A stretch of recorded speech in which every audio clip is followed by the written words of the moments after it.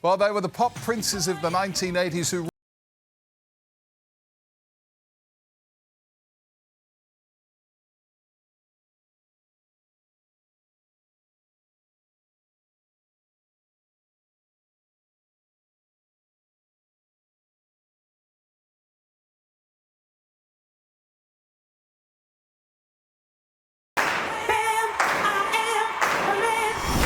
Let's introduce the band. George. I'm Andrew. John.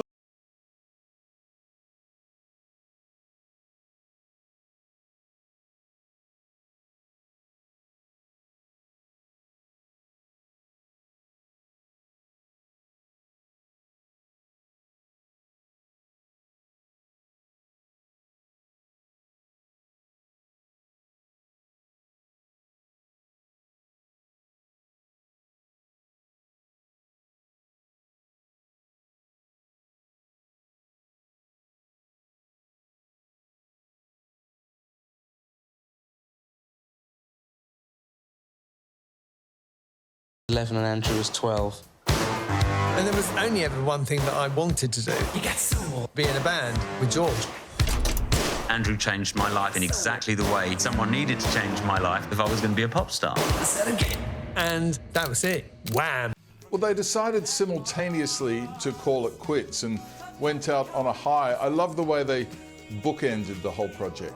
Hats off to Andrew Ridgeley for recognising that his friend was frankly significantly more talented than he was, and that it was absolutely the right thing for George to ride off into the sunset to become an absolute megastar, and doing so in a way where his ego was Andrew's ego was completely in check. He didn't get all chippy and and sort of aggravated and start disputing rights or anything like that. He let his friend go off into the sunset, having had an incredible 4-year journey with him. To that point, I think a lot of people kind of thought of Wham as being George Michael and that other guy, but Wham wouldn't have been Wham without Andrew's impact, right? Oh, and I think, if I'm honest, I probably was one of those people who felt much of that narrative was true. And actually, in many respects, the film is entirely in Andrew and George's voices, as you know, and it's sort of affirming for Andrew to hear George say, as he does say several times in the film, that, without Andrew, there would be no Wham, and that Andrew was absolutely an integral part across the board of what made Wham so special and what made Wham's music so great. So yes, it was fun to be able to tell that story and to be able for people to really see that Andrew Ridgeley, it was a 50-50 partnership for most of the time, although, as Andrew acknowledges, as things developed, George's songwriting outstripped Andrew's, and so Andrew very smartly was like, okay, well, you do the writing of the songs and we'll sing them together. So yeah, that's how it played out. I mean, your record has been slagged in the press. Slagged, yeah. It knocked George. People weren't taking him seriously as a songwriter. Pop became a very dirty word. Whilst I was happy being in a band, George needed more.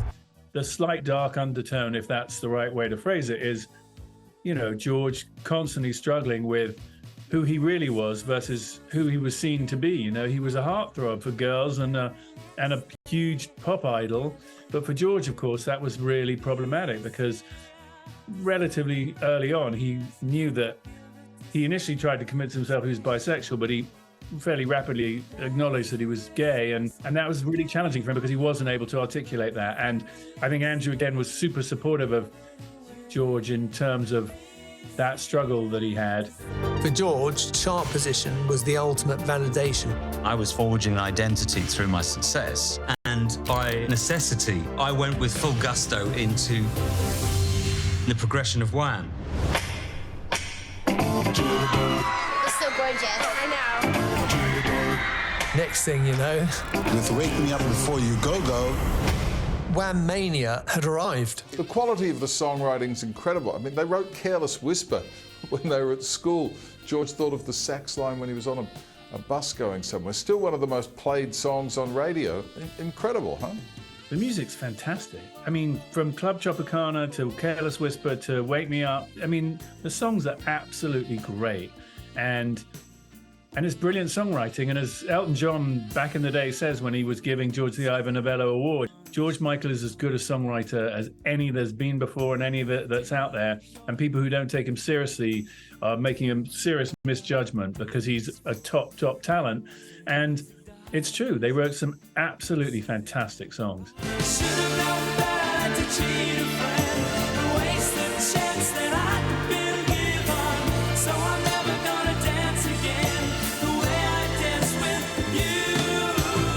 Andrew must be as proud as Punch to see this project come to fruition. It's really emotional because it takes him back to the experience of it, and also it takes you back to hanging out with his best mate. The success was so much more than I had ever dreamed of. And with your best mate, it was just absolutely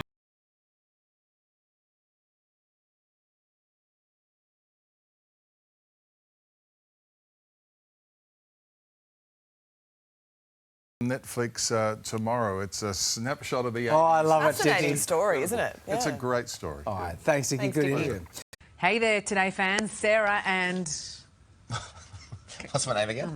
Carl. Hey, thanks for watching our YouTube channel, though. Subscribe now for more news, special reports, and amazing Aussie stories. And Carl misbehaving, Whoa, of course. that never happens. Always happens. What's she talking about?